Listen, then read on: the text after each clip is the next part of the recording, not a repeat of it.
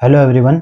पंचविध कषाय कल्पना का ये जो सीरीज अपन ने चालू की थी इसका उसका ये सबसे लास्ट वीडियो है, मतलब फांट कल्पना। और इसकी उपकल्पना भी इस वीडियो में बताऊंगा मैं, जो कि है अर्क। थोड़ा सा 5 मिनट लंबा होगा वीडियो, 10 10 मिनट से 15 मिनट तक पूरा मैं ये पूरा कल्पना और उपकल्पना इसकी पढ़ा दूंगा। तो अपन ने जो भी मैंने अब तक पढ़ा है पंचविध कषाय कल्पना 10 वीडियो में, तो आपको एक पैटर्न तो समझ आ गया होगा कि क्वेश्चन कैसे बनता है। हर वीडियो में तो मैं बताते चलता हूँ, इस वीडियो में भी बताऊंगा कि कंचरित प्रसार कल्पना से क्वेश्चन आया तो वो डायरेक्ट पूछता है कि कल्पना क्या होती है, पंचविध कषाय कल्पना क्या होती है और उसको मूलभूत कल्पना क्यों कहा गया है। और उसके बाद शुरू करता है कि क्वाथ के बारे में बताओ, क्वाथ की मात्रा क्या होती है, अनुपान क्या होता है, प्रक्रिया क्या होता है, प्रक्षेप द्रव्य क्या होता है। उसके बाद आमयिक प्रयोग हो गया, उपयोग हो गया। उसके बाद सविलेयता अवधि क्या हो गई, स्टोरेज कैसे करते हैं, ये सब। और उसकी सिद्धि लक्षण, ये मतलब मोटा मोटा 10 या 12 पॉइंट अपन ने लिख दिए तो अपने पूरे मार्क मिलने के चांसेस बढ़ जाते हैं। और ये इंपॉर्टेंट क्यों है, ये 15 मार्क के क्वेश्चन यहाँ से बनते हैं। तो आज हम लास्ट वीडियो देखेंगे पंचविध कषाय कल्पना का, जो है फांट। तो शुरू करते हैं व्याख्या से। शून्य द्रवपाली सम्यक जलम उष्ण विनशिपेत। शून्य म्हणजे बारीक किए हुए चूर्ण या औषधि द्रव्य को सम्यक जलम उष्ण विनशिपेत। सम्यक जलम उष्ण मतलब उसमें उष्ण जल डालना है। मतलब क्या करना है, एक पात्र लेना है, उसमें द्रव्य लेना है और उसमें उष्ण जल डालना है, उष्ण एकदम, ठीक है। और उसको ढक के रख देना है, ढक के रख देना है और उसको छान लेना है, तो ये हो जाएगा फांट। ये फांट उसके बाद पूरा पहले पढ़ते हैं। मुत्पात्रे कुणे उन्मानम ततस्तु स्रावित परात स स्यात् चूर्ण द्रव्य फांटस्तमानं द्विपुल उन्मितम मधुश्वेता गुडादिश्च क्वाथयत वत् तत्र निक्षिप्येत। ये शारंग संहिता का द्वितीय खंड का श्लोक है। मैंने आपको हमेशा बताया है कि शारंग संहिता जब भी मतलब आई है, उन्होंने प्रक्रिया के साथ कितना मान लेना है सब बता देते। या मृत्पाते कुड़ो कुड़ो अनुमान, मतलब एक कुड़ो लेना है, एक कुड़ो जल, उसमें तटस्थो स्रावित पदार्थ डालना है। उसके बाद तटस्थो स्रावित पदार्थ मतलब उसको छान लेना है। स स्यात् चूर्ण द्रव्य, ये हो गया उसका पर्याय। फांटस्तमानम द्विपुलोन्मितम, द्विपुलोन्मितम उसका मान बताया हमने, दो पल है। उसके बाद मधुश्वेता गुणादिश्च क्वाथयत्वत् तत्र निक्षिप्येत, मतलब मधुश्वेता गुणादिश्च मतलब ये हो गए प्रक्षेप द्रव्य। क्वाथयत्वत् तत्र मतलब क्या होता है, जैसे क्वाथ में जब मैं पढ़ाया था आपको कल्पना, क्वाथ कल्पना, तो तब जब प्रक्षेप द्रव्य, जो भी प्रक्षेप द्रव्य यूज हुए थे, इसमें वही प्रक्षेप द्रव्य अपने को यूज करना है। निक्षेपित मतलब डालना है। ये आपको मैंने एक एक लाइन का श्लोक का अर्थ बता दिया। अभी देखते हैं आगे कि वनस्पति द्रव्य का भरड चूर्ण या मोटा चूर्ण एक पल्ले, उसमें एक कुड़ा उष्ण मतलब उबलता जल डालकर मिश्रण को मिट्टी के पात्र में रखें। इसके बाद उसे स्वच्छ कपड़े से छान ले। प्राप्त द्रव्य को चूर्ण द्रव्य अथवा फांट कहते हैं। ये हो गई उसकी डेफिनेशन। अब इसका पर्याय पढ़ते हैं, मतलब होता है ये चूर्ण द्रव्य इसको बोलते हैं, क्योंकि अपन चूर्ण टाइप रहता है भरट, उसमें डायरेक्ट उष्ण जल डाल देते हैं। तो अभी ये फांटा का मतलब क्लिनिकल यूज में इतना इंपॉर्टेंस क्यों रखता है, क्योंकि अभी अपन क्वाथ भी तो दे सकते हैं ना भाई, कि क्वाथ जैसे ही काम करता है, ये क्वाथ दे सकते हैं, पर ये लघुतर होता है और ये झट से बनता है। क्वाथ में क्या, पानी लो, उसमें द्रव्य डालो, उबालो, ऐसा। पर उसमें औषधि द्रव्य की तत्वों की मात्रा ज्यादा आती है, फांटे में कम आती है। पर अपने को पेशेंट को तुरंत देना है कुछ तो भी, उसको जल्दी आराम लगना चाहिए, तो चूर्ण द्रव्य लेंगे, उसमें उसके ऊपर पानी डाल देंगे और दे देंगे। जैसे आमच आमच चूल्हा रे, शुंठी का पाउडर लिया, उसमें गर्म पानी डाल दिया, ले भाई पी, तो आमच चूल उसका कम हो जाएगा, रुग्ण का। ऐसे क्लिनिकल यूज अपन सोचेंगे तभी अपने को रसशास्त्र मतलब भेषज कल्पना ऐसे आत्मसात होगी। और आपको लगता है कि ये भेषज कल्पना एक बार पढ़ ली, सेकंड ईयर में चल जाएगा, ऐसे नहीं। जब आप यवागु मतलब ज्वर में यवागु देते हैं, तब वो यवागु कैसे बनाते हैं, उसके बाद क्वाथ कैसे बनाते हैं, और उसके बाद अलग अलग त्रिफल आदि क्वाथ आ गया, उसके बाद सत्यादि गण का क्वाथ आ गया, बृहत्यादि गण का क्वाथ आ गया। ऐसे वो प्रिपेयर कैसे करते हैं वो अपने को पता रहना चाहिए, तभी जाके मतलब मृदु द्रव्य, कठिन द्रव्य, मध्यस्थ द्रव्य के लिए कितना गुना पानी डालते हैं, तभी अपन रुग्ण का उपचार कर सकते हैं। वो अलग बात है कि अभी मतलब वैद्य लोग इसका उपयोग बहुत मिनिमम करते हैं, ज्यादातर। वो मतलब अलग टॉपिक है, कभी बात करूंगा। वो आर्ष परंपरा सिद्ध पर परंपरा मिलाकर एक नई परंपरा शुरू हो गई, वो अलग बात बाद में बताऊंगा। तो अभी आगे बढ़ते हैं। प्रक्रिया, एक पल औषधि औषधि का भरट चूर्ण ले, उसमें एक कुड़ाव मतलब 4 पल उबलता हुआ जल डालें। एक कुड़ाव 4 पल होता है, ये याद रखना है। और एक पल होता है 4 तोले और 1 तोला होता है 12 ग्राम या 10 ग्राम, इतना याद रखना। मैं यहाँ हमेशा आपको बताता हूँ, इस बार लिखा नहीं हूँ पर आपको ध्यान में रखना है। उसके बाद मृतपात्र जो होता है वो ढक कर रखे, ये बहुत इंपॉर्टेंट है। उसके बाद जल गुनगुना होने पर हाथ से मसल लेना है उसको। उसके बाद स्वच्छ कपड़े से छान ले। आवश्यकता अनुसार मधु, शर्करा, गुड़ मिलाकर सेवन करें, ये होगी प्रक्रिया। तो चूर्ण ले लिया, उसमें गर्म पानी डाल दिया, उसको ढक के रख दिया, उसको मिलाकर उसको छान लिया, तो अपने को मिल गया क्या, फांटा। इसके बाद पढ़ेंगे हम मात्रा। मात्रा क्या होती है, हमेशा की तरह 2 पल। और ये अंतर कौन से यूज हुए यहाँ पे, बात है। और वस्त्र जो है सूती वस्त्र। उसके बाद संस्कार कौन सा हुआ, अग्नि संस्कार हुआ है, क्योंकि जल उष्ण जल का सहयोग होता है। और स्ववीर्यता अवधि इसकी 24 आवर होती है, ये अपने को याद रखना है। गुणधर्म, अभी स्ववीर्यता अवधि हम शारंगधर की, मतलब जो शारंगधर ने दिए और योग रत्नाकर ने दिए, वो भी याद कर सकते हैं। वो आप एक बार देख लेना, मैंने स्ववीर्यता अवधि का भी वीडियो डाला है, उसमें भी आप एक बार देख सकते हैं। तो उसमें 3 आवर भी लिखा है मैंने, और 24 आवर तक फांट और अपना हिम वो तो रहता ही है। उसके बाद गुणधर्म, हिम के समान तथा हिम से भी अधिक लघु होता है ये, पर अपने को जल्दी देना है रुग्ण को, इसलिए फांट का प्रयोग करते हैं। उष्ण जल के प्रयोग से औषधि द्रव्य शीघ्र जल में घुलती है, ठीक है। शीघ्र पाच्यम, लघु होने के कारण कमजोर रोगियों को के लिए उपयुक्त है। मृदु एवं सुगंधित द्रव्य के लिए सर्वोत्तम, ठीक है। अभी उसका क्वाद बनाएंगे तो उसका सुगंधित द्रव्य जो पूरा चंदन, उसको चंदन का क्वाद बनाएंगे, चंदन का पूरा अर्क ही उड़ जाएगा। ऑस्मोसिस की गति बढ़ाने के सिद्धांत पर यह आधारित है। ऑस्मोसिस तो आपको पता ही है कि मतलब फुला देता है द्रव्य को। गर्म पानी लिया और उसमें पानी डाल दिया, मतलब गर्म पानी डाल दिया द्रव्य में, तो वो फूल जाएगा ना, उसके औषधि जो गुणधर्म होंगे वो पानी में आ जाएंगे। इसलिए ऑस्मोसिस ऑस्मोसिस की गति बढ़ाने के लिए सिद्धांत पर ये काम करता है। क्षीण रोगी, बालक, गर्भवती एवं अल्प बल रोगियों में ये उपयोग होता है, ठीक है। अभी इसका प्रयोग लिखना है, अभ्यंतर प्रयोग। अभ्यंतर चिकित्सा में उपयोगी होता है ये। अभी इसमें एक नोट करने की बात है, फांट बनाते समय पात्रों को ढककर रखें। अभी क्यों है, क्योंकि अपन चूर्ण द्रव्य रहेंगे उसमें पानी डालेंगे ऊपर से, तो जो भी मतलब उड़नशील द्रव्य है, सुगंधित द्रव्य या औषधि गुणधर्म, वो उड़ सकते हैं, इसलिए उसको ढककर हमेशा बनाना है अपने को ये फांट। उसके बाद है आमयिक प्रयोग। आमयिक प्रयोग में अपने को पंचकोल फांटो याद रखना है। उसमें पिपली मूल, चौवे, चित्रक, शुंठी और उष्ण जल का प्रयोग होता है। मात्रा उसकी 20 ml है। और उपयोग वात कपघ्न, दीपन, आम वात और आम वात नाशक होता है, ये अपने को याद रखना है। अपने को हर एक चीज में एक तो भी उदाहरण तो भी याद रखना चाहिए, जो कि एनसीएसएम सिलेबस में बताया है, मस्ट टू नो टॉपिक में, वो तो अपने को आना चाहिए। जैसे पंचकोल फांट हो गया, अभी ये तो एक्स्ट्रा है, ये वीडियो 1 महीने पहले देख रहा है या 2 महीने पहले देख रहा है, उसके लिए ये आम्रादि फांट जो अनुपान उसका मद है, और उपचार मतलब उपयोग है अतिसार में। वो निम्बादी फांट ज्वर में यूज करते हैं। और इसमें क्या आमयिक जो प्रयोग अपन लिखते पेपर में, उसकी मात्रा और उपयोग कहाँ और कैसे होता है वो भी लिख सकते हैं। तो मैंने मात्रा उपयोग लिख दिया। आप अगर अगले वाले में भी लिख सकते हैं, अगर एक भी या अपने को याद रह गया तो अच्छी बात है। नहीं पूछा है आमयिक प्रयोग तो भी लिखना है, क्योंकि पूछते ही हमेशा, पर नहीं पूछा है तभी भी लिखना है, क्योंकि यह सब अपन क्यों पढ़ रहे हैं, सब ये क्लिनिकल यूज के लिए पढ़ रहे हैं, ठीक है। अभी इसकी उपकल्पना पढ़ते हैं अर्क। थोड़ा सा बड़ा होगा 2-3 मिनट वीडियो, क्योंकि आज मैं कल्पना और उपकल्पना दोनों एक साथ ले रहा हूँ। और वीडियो के लास्ट तक बनी रहिए, मैं आपको इसको याद कैसे करना है, सब कल्पनाओं को और उपकल्पना को, उसके बारे में बताऊंगा। अभी अर्क क्या होता है, वनस्पति द्रव्य को पानी के साथ उबालने पर बनने वाली औषधीय भाप को ठंडा करके प्राप्त द्रव्य को अर्क कहते हैं। ये हो गई इसकी डेफिनेशन।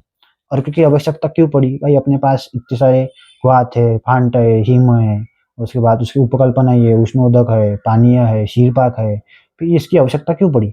तो वनस्पति द्रव्य में बाष्पशील मतलब वोलेटाइल तेल युक्त औषधि होती है, मतलब उसको को भाप के रूप में प्राप्त कर उसे ठंडा करके जो द्रव्य प्राप्त होता है उसको अर्क कहते हैं। तो वोलेटाइल होने के कारण अपन उसका क्वाथ नहीं बना सकते। अर्क में औषधि के सक्रिय मतलब कार्यकारी तत्व अधिक मात्रा में प्राप्त होते हैं। जो औषधि के मतलब अधिक कार्यकारी सक्रिय द्रव्य होते हैं, जो तेल में होते हैं, मतलब उसमें सुगंधित द्रव्य में होते हैं, वो अपने को अर्क में मिल जाता है। तो तेल युक्त औषधि द्रव्य पानी में कम घुलती है, ठीक है। ये तो आपको जनरल नॉलेज है पूरा। हीम और फांटा में तेल कम मात्रा में प्राप्त होता है, मतलब हीम और फांटा जो अपन उसमें तेल कम प्राप्त होता है। कैसे? क्योंकि ये वोलेटाइल, मतलब वोलेटाइल अपन डिस्टिलेशन पॉट देखते हैं वैसे अर्क होता है, सेम टू सेम, उसमें कुछ फर्क नहीं रहता। इसलिए हीम और फांटा अपन डायरेक्ट पानी डालते हैं तो उसमें से कहाँ तेल मिलेगा अपने को, तो ये मतलब तेल युक्त, मतलब थोड़ा सा उसमें स्निग्धता होती है अर्क में। क्वाथ बनाते समय तेल उड़ जाता है, ये तो मैंने ऊपर ही बता दिया। इसलिए तेल युक्त औषधीय भाग को प्राप्त करने के लिए अर्क कल्पना का उपयोग किया जाता है। ये अपने को मेन उद्देश्य है अर्क कल्पना का। इतना पेपर में अभी टाइम नहीं है तो मेन पॉइंट भी लिख दिए, जैसे वोलेटाइल तेल युक्त औषधीय गुणों को प्राप्त करने के लिए सक्रिय जल में ज्यादातर तेल युक्त पार्ट सक्रिय नहीं होता है, और तेल युक्त औषधीय का भाग को मतलब जमा करने के लिए अपन अर्क का यूज करते, इतना भी लिख दिया तो भी चल जाएगा। अभी अर्क के गुण क्या होते हैं? वो जाठरग्नि वर्धन होता है, क्योंकि उसका अपन तेल लिखते हैं तो सूक्ष्मतर जाता है तेल, मतलब स्रोतोगामी होता है, इतना सूक्ष्म स्रोतोगामी होता है तेल, इतना तो भी अपने को पता रहना चाहिए। उसके बाद मूल वनस्पति की अपेक्षा में अधिक सुगंधित होता है, कि अपन उसका अर्क निकाल रहे हैं, मतलब इसेंस निकाल रहे हैं ना। उसके बाद शरीर में शीघ्र गति से शोषित होता है, मैंने बताया अभी सूक्ष्म स्रोतोगामी होता है अर्क। उसके बाद सूक्ष्म स्रोतोगामी तो ये बता दिया, ठीक है। उसके बाद है उसका प्रक्रिया, ये होता है अर्क यंत्र, मतलब कैसे इसमें अर्क पूरा जमा होते रहता है बूंद बूंद करके, ठीक है। तो हम जब क्लिनिक में यूज करते थे, मतलब प्रवाल पिष्टी हमने बनाई थी तो अर्क निकाला था गुलाब पंखुड़ियों का। तो कैसे? तो इधर एक पॉट रखा था, उसके अंदर एक पॉट रखा था, उधर उसमें द्रव्य रखा था गुलाब की पंखुड़ियाँ, उसमें थोड़ा सा पानी और बाहर की तरफ पानी। जब अपन हीट देते हैं, मतलब अग्नि का संस्कार करते हैं, तो ये पूरा पैक रहता है। तो पूरा ये जो इसका अर्क है उसका उड़नशील, ये थोड़ा सा पानी में भाप में मिलाकर मतलब उड़नशील होकर ये रहता है कंडेंसर, और इसमें ठंडा होकर इसमें जमा होता है। जैसे डिस्टिलेशन का प्रोसेस रहता है ना, सेम टू सेम वैसे रहता है। ये हो गया अर्क यंत्र। अभी इसकी प्रक्रिया कैसे है? वनस्पति द्रव्य का स्थूल चूर्ण ले, उसमें 10 गुना पानी मिलाकर 4 से 8 घंटे भिगो दे, मतलब हो गया। उसके बाद दूसरे, मतलब एक पहले रात को भिगो देना है और 10 गुना पानी लेना है, ये अपने को याद रखना है। हमेशा जब भी अपन उपकल्पना पढ़ते हैं, अपने को बस उसका मान प्रमाण, मतलब कितना लिया है पानी का मान, अपने को उतना तो भी याद रहना चाहिए, और कितना शेष है उतना मैं आगे चल के बताऊंगा कैसे याद करना है। तो अभी देखते हैं। बनने वाले भाप को ठंडा करके दूसरे पात्र में एकत्रित करें। मूल पानी का आधा भाग अर्क प्राप्त होने पर अग्नि बंद करें। और ये अपने को याद रखना है कि आधा भाग मिल गया अगर और अर्क का, तो भाई अग्नि बंद कर दो और सामान सुमान अपना पैक कर दो। अर्क अभी बन चुका है और बॉटल में उसको स्टोर कर देना। अभी इसका मात्रा का है, 1 पल बोलते हैं, पर 1 पल से मतलब आधा पल तक दे सकते हैं, पर 1 पल मात्रा है गंधयुक्त, तो मतलब 4 तोले होता है। बट डिपेंड ऑन द्रव्य तीक्ष्णता उष्णत्व, विचार कर मात्रा विनिश्चित, मतलब निश्चित करनी चाहिए कि रुग्ण में कौन सी देनी चाहिए, ठीक है। इसके बाद अपन पढ़ते हैं अर्क प्रकार। ये आएगा तो नहीं, पर अपने को पता रहना चाहिए कि अर्क प्रकार कितने। स्थिरता के आधार पर, गंध के आधार पर, और द्रवता के आधार पर। स्थिरता के आधार पर मतलब वोलेटाइल, नॉन वोलेटाइल। स्थिर अर्क नॉन वोलेटाइल, अस्थिर अर्क वोलेटाइल। गंध के आधार पर निर्गंध, सुगंधित और दुर्गंधि युक्त अर्क, अपने को 3। उसके बाद द्रवता के आधार पर द्रव, घन, सांद्र और शुष्क। द्रव, घन, सांद्र और शुष्क, ये द्रवता के आधार पर, ठीक है। उसके बाद है, ये बताने की जरूरत नहीं है, नहीं तो ये भी बताना पड़ेगा। निर्गंध मतलब गंध रही, सुगंधित मतलब सुगंध से, दुर्गंधित मतलब अच्छा स्मेल नहीं आता, द्रव, घन, सांद्र मतलब ये कम कम पानी होते जाता है, ठीक है। उसके बाद इसका आमयिक प्रयोग 2 है। शत पुष्पा अर्क उपयोग है अजीर्ण, दीपन और मूत्रकुच्च में। उसके बाद मात्रा हाफ, 1/4 टू 1/2 तोला, मतलब 2.5 से 5 ml तक। उसके बाद अनुपान इसका शर्करा। यवानी अर्क का ये घनरूप स्वरूप होता है, ये बात याद रखना, कभी AIPGT में पूछ लिया तो पूछ लिया। बना सकते हैं। उपयोग अग्निमांद्य, कृमि, हिक्का, श्वास। और उसके बाद छर्दी में भी इसका होता है, श्वास में नहीं होता, सॉरी। उसके बाद मात्रा है इसकी 1/4 टू हाफ तोला, मतलब कम देना है अपने को, इतना भी कॉमन सेंस रहता है, मतलब ग्राम में देना है, इतना याद रखना है, क्योंकि ये घन रूप में है। अनुपान इसका रोग के अनुसार होता है। तो मैंने आपको सब आज बता दिया फांटा और उसकी उपकल्पना। आप इसका स्क्रीनशॉट ले सकते हैं और मैं अभी बताऊंगा इसको याद कैसे करना है, ठीक है।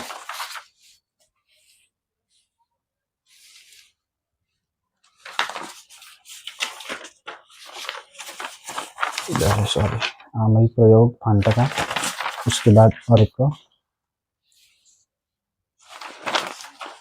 और अर्क प्रक्रिया और अर्क प्रकार, ठीक है। अभी मैं बताता हूँ कि इसको याद कैसे करना है सब पंचीकृत कषाय कल्पना को। तो जो अपना ये है, मैंने आपको पहले ही बताया था कि कैसे करना है, एक चार्ट बनाना है। अभी मैंने सब पढ़ा दिया आपको, स्वरस, कल्क, क्वाथ, हिम, फांट, इसमें मात्रा कौन सा कितनी है, प्रक्षेप द्रव्य क्या है, गुणधर्म क्या है, प्रयोग क्या है, यंत्र कौन सा, ऐसे कॉलम बना और सबके बारे में लिखो, ठीक है। मैंने बताया स्वतंत्र औषध कैसे यूज होता है, उसके बाद भावना द्रव्य से बाह्य अभ्यंतर, मैंने बताया बाह्य अभ्यंतर औषधि बनाने में और रस शास्त्र में, ऐसे 4 पॉइंट अपने को उपयोग में डालना है। किस चीज में नहीं डालना है वो भी बताया, किसको कर्षे में लेना है, किसी को 2 तोला में लेना है, किसी की मात्रा ज्यादा है, किसी की मात्रा कम है, ये सब अपने को एक लाइन से लिखना है। मात्रा, प्रक्षेप द्रव्य, गुणधर्म, प्रयोग, यंत्र यूज, ठीक है। उसके बाद इसको बस 5 मिनट सुबह उठकर रोज पढ़ना है। मैंने अपने पेपर के वक्त यही किया था, क्योंकि आप इतने सारे नोट्स पढ़ने जाओगे तो एक दिन में कभी कवर नहीं होंगे। आप बस इसको 5 मिनट रोज रोज पढ़ना है। अब जब पेपर आता है तब एक बार नोट्स देख लेना है और इसको देख लेना है, बस आपका काम बन जाएगा, ठीक है। तो आपको मैंने बता दिया ये कैसे याद किया। अभी मैं बताता हूँ कि इसकी उपकल्पना कैसे याद करनी है। पहले तो लिखना है ये चार्ट बनाना है कि किसकी भाई क्या उपकल्पना है, वो तो मिनिमम, तो भी बेयर मिनिमम अपने को पता रहना चाहिए। और इससे एक एमसीक्यू आता है, पिछले साल भी आप देख लेना इस साल का, कि हिम का उपकल्पना उदक है क्या, पानक है क्या, पानी है, ये पूछ लिया था। तो अपने को बेयर मिनिमम इतना पता रहना चाहिए कि भाई किसकी उपकल्पना है। स्वरस की पुटपाक है, ये आप याद रखिए, एक बार मैंने लिखा नहीं है इधर। तो ये चार्ट बना दिया। और एक होता है ये, और सबके रेशो याद रखने कि किसका प्रमाण कितना है। प्रमात्या हो गया तो 1/8, पानी का मान कितना है 8, तो उसका 1/4 बचा के रखना है। और उसका एग्जाम्पल हो गया मुस्तादी। अब ये छोटे छोटे पॉइंट लिखेंगे। अभिमंता 1/4 मतलब 4 गुना पानी डालना है, उदक में 8 गुना, पानक में 16 गुना, अर्क में 1/10 गुना, शीरपाक में 1 8 32, 1 15 15। बस इसको एक बार रोज सुबह देखना है, काम बन जाएगा। बस मांस रस में ध्यान रखना, ये 12 प्रस्थ है, ये एक प्रस्थ है, ये इधर पानी है और इधर माउंस है, मतलब इधर द्रव्य है और इधर पानी है। घन तनु, अच्छा, बस आपको क्या चाहिए, आपने बस ये रोज पढ़ लिया तो आपका काम हो जाएगा। तो ये चार्ट, ये वो चार्ट, दूसरा और तीसरा, ये 3 चार्ट बनाइए और रोज सुबह पढ़िए। कितना प्रमाण में लेना है पानी, कितना बचाना है, संस्कार कौन सा यूज होता है और यंत्र कौन सा यूज होता है, और आमयिक प्रयोग, इतना भी आपने कर लिया, बहुत हो गया, ठीक है। तो धन्यवाद इस सीरीज के लिए। आप मेरे सब्सक्राइबर बढ़ रहे बहुत धीरे धीरे। आपको अगर मेरा कंटेंट अच्छा लगा, क्योंकि मैं फाइनल ईयर में हूँ, बनाने में थोड़ा सा दिक्कत जाता है, क्योंकि कॉलेज, पोस्टिंग, उसके बाद मैं क्लिनिक भी जाता हूँ आयुर्वेदा, तो टाइम नहीं मिलता। तो आप अगर सब्सक्राइब ज़्यादा ज़्यादा करोगे तो मोटिवेशन मिलेगा मेरे को बनाने में अगली वीडियो। नहीं तो ठीक है, थैंक यू वेरी मच, मिलते हैं अगली वीडियो में, स्टे कनेक्टेड।